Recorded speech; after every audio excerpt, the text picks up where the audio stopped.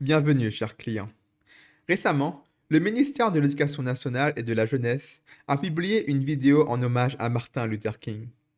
Dans cette vidéo, l'on voyait plusieurs collégiens de 14 ans réciter, dans un anglais ma foi approximatif, un discours semblable au célèbre I Have a Dream de Martin Luther King.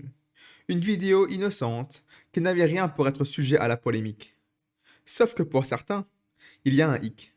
Et ce hic, c'est que les collégiens de la vidéo, eh bien, ils étaient tous blancs.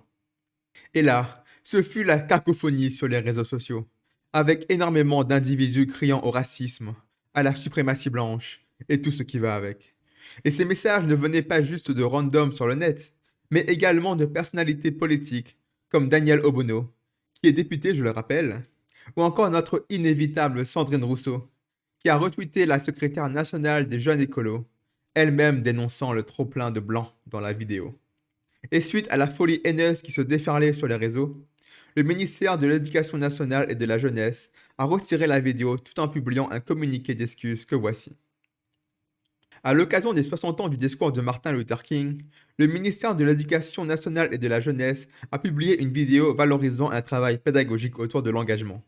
Cette vidéo a été réalisée le 30 juin dernier, à l'occasion de la cérémonie de remise du prix de concours The More I Say, qui encourage la pratique créative de l'anglais au collège. Elle donne la parole à des élèves lauréats nationaux présents au cours de cette cérémonie qui s'était tenue en présence du ministre Papandiaï. Il s'agit d'une profession de foi des élèves pour un monde meilleur, en débutant par l'anaphore I Have a Dream. Face aux troubles suscités par cette vidéo et à la violence de certains commentaires à l'égard des élèves qui s'étaient investis avec enthousiasme dans ce projet, le service communication du ministère a décidé de retirer cette vidéo de ses réseaux sociaux. Bref, voilà toute l'affaire. Et cette histoire, c'est la preuve parfaite que les soi-disant antiracistes veulent de tout leur cœur que le racisme continue le plus longtemps possible. Oh, et avant de commencer ma réflexion, j'aimerais faire une petite remarque. Beaucoup parleront ici de racisme anti-blanc. Je n'aime vraiment, mais alors vraiment pas ce terme. Parce que pour moi, le racisme anti-blanc, c'est tout simplement du racisme, sans plus. Dire racisme anti-blanc, sémantiquement, cela signifie qu'il y a le racisme normal d'une part, et le racisme anti-blanc d'autre part. Ce qui est à la fois faux et contre-productif. Le racisme, c'est la discrimination sur le simple fait de la race. Point. Voilà, maintenant que cette précision est faite, permettez-moi de reprendre. Je disais donc que cette vidéo, que beaucoup de nos amis antiracistes affirment comme étant raciste, eh bien, pour moi, c'est l'inverse en réalité. Elle est la preuve formelle que le rêve de Martin Luther King est en très bonne voie. Prenons ce tweet de Nabil Boudi, un avocat de la Cour de Paris. Il nous dit: rendre hommage à Martin Luther King, un homme noir ayant lutté toute sa vie pour les droits civiques et contre l'apartheid instauré par des blancs, en omettant d'intégrer des noirs dans la vidéo. Fallait oser. Donc, ce bon monsieur nous dit globalement que cette vidéo était un affront à la lutte de Martin Luther King. Mais quel était le combat de Martin Luther King au juste? Eh bien, son combat, son rêve, c'était qu'un jour, les fils des esclavagistes et les fils des esclaves puissent s'asseoir ensemble à la table de la fraternité. Son combat, son rêve, c'était qu'un jour, les enfants seront jugés non pas sur leur couleur de peau, mais selon leur caractère. Et cette vidéo qu'avait publiée le ministère, eh bien, elle est dans la droite lignée de ce rêve. L'Occident a un passif avec l'esclavage. C'est un fait. Il y a une époque, les Noirs étaient dénigrés et considérés comme des sous-citoyens par les Blancs. Et aujourd'hui, à notre époque, on voit des enfants blancs, donc des descendants au moins symboliques des racistes passés, qui se réunissent dans une vidéo à la gloire d'un homme s'étant battu contre le racisme. N'est-ce pas là exactement ce que Martin Luther King voulait? Que même les enfants descendants des esclavagistes deviennent frères avec les enfants des esclaves? Je dirais même que le fait qu'il y ait des blancs dans cette vidéo renforce le message. De la même manière que c'est un fait que par le passé, les Noirs étaient réduits en esclavage, c'est un fait qu'aujourd'hui, des enfants blancs, avec le soutien du gouvernement, se réunissent dans une volonté de fraternité et de guérison avec les descendants des esclaves. Et d'ailleurs, notons bien sûr que la réaction des antiracistes, c'est-à-dire à critiquer cette vidéo juste à cause de la couleur de peau des enfants, c'est justement l'inverse de ce que voulait Martin Luther King. Mais vous savez, je pense que tout cela est voulu. Les soi-disant antiracistes veulent que le racisme continue. Je sais que cela peut sembler ironique dit comme cela. Comment un antiraciste peut être pour le racisme? Mais n'oubliez pas que antiraciste, c'est juste un label. Ce n'est pas parce que vous vous mettez une étiquette que forcément cela reflète vos actions.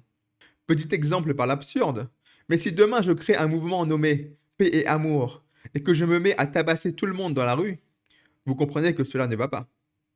Eh bien, avec les antiracistes, c'est pareil. En résumé, ne jugez pas les gens avec les étiquettes qu'ils se donnent, mais en fonction de leur action et de leur caractère. Et qu'en est-il des actions des antiracistes, justement? Eh bien, qu'importe comment on les regarde, leurs actions servent juste à séparer encore plus les personnes blanches et noires. Il n'y a qu'à voir comment ils poussent pour les réunions en non-mixité, par exemple. Et je vous rassure, c'est loin d'être une spécialité gauchiste française. Aux USA, c'est la même chose. Comme là, à votre écran, vous pouvez voir une affiche d'une école élémentaire de Californie qui propose un événement interdit pour les enfants blancs. Encore une fois, on est bien loin du rêve de Martin Luther King. On est même carrément dans de la ségrégation. En réalité, les antiracistes ont déjà gagné. Le racisme tel qu'il existait à l'époque de la traite négrière n'existe plus. Bien sûr, il n'a pas totalement disparu à l'échelle microscopique. Mais ça, c'est normal. Il y aura toujours des gens pour haïr d'autres, quelle qu'en soit la raison, quel qu'en soit le sujet. Mais reste que le racisme est aujourd'hui ouvertement condamné à la fois par la société, par le gouvernement et par la loi. Et ça devrait suffire. Mais dire cela, que le combat est fini, c'est soit terrible, soit impensable pour les antiracistes. Je m'explique. Personnellement, je classerai les antiracistes en deux catégories. Premièrement, les opportunistes, et ensuite, les matrixés. Notons que ces deux catégories peuvent s'entrecroiser. Les opportunistes, le plus simple à comprendre, ce sont ceux qui ont vu que l'antiracisme était un marché extrêmement rentable et où il était très facile de se faire payer pour dire des banalités par l'État ou juste recevoir des dons massifs de la part de la société. Bref, c'est vraiment des gens très simples à comprendre. Pour eux, un manque de racisme signifierait simplement un manque à gagner. Et ils veulent donc éviter cela. Mais maintenant parlons de la seconde catégorie, les matrixés. Eux, c'est plus complexe. Ce sont des gens qui sont sincères dans leur combat. Et c'est ça qui les rend particulièrement difficiles à aborder. Ce sont des gens qui, réellement, désirent que le racisme n'existe plus et que tout le monde vive en paix et en harmonie. Cependant, ce sont des gens qui ont passé tellement d'années à ne penser que le racisme H24 et à ingurgiter des quantités énormes de littérature et rhétorique sur le sujet qu'ils ne peuvent plus arrêter de le voir partout. Ce sont des gens qui vont interpréter absolument n'importe quoi comme preuve de racisme, même si ce n'importe quoi ne l'était pas du tout à la base. Ce sont eux qui, sans aucune ironie, vont considérer qu'une vidéo avec trop de blanc, c'est raciste. Ce sont eux qui, toujours sans aucune ironie, vont considérer que les maths c'est raciste. Ce sont eux qui, encore une fois au premier degré, vont considérer qu'un caillou est raciste à cause de son nom et qu'il faut l'enlever à la vue des Noirs. Ces gens-là voient tellement du racisme partout, en toutes choses, que pour eux, un monde sans racisme est tout simplement impensable. Non pas qu'ils n'en veulent pas, mais pour eux, le monde est si profondément raciste dans ses moindres détails qu'il est profondément impossible de s'en débarrasser.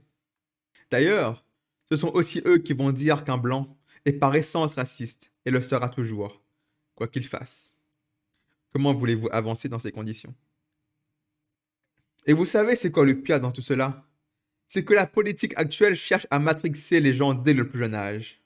Pour en revenir à l'événement interdit aux blancs de l'école élémentaire de Californie, qu'est-ce que ce genre d'événement va apprendre aux enfants concrètement? À quoi ça sert de les rendre conscients de leur race aussi jeunes, sinon à créer de la division? Le rêve de Martin Luther King, c'était que la race ne soit plus qu'un accessoire. Et le meilleur moyen de faire cela, c'est justement d'en parler le moins possible. Et voilà, c'est tout ce que j'avais à dire sur le sujet.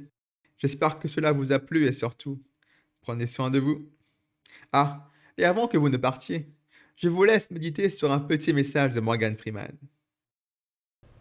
How are we going to get rid of racism until... Stop talking about it. I'm going to stop calling you a white man. Yeah. And I'm going to ask you to stop calling me a black man. I know you as Mike Wallace. You know me as Morgan Freeman. You understand what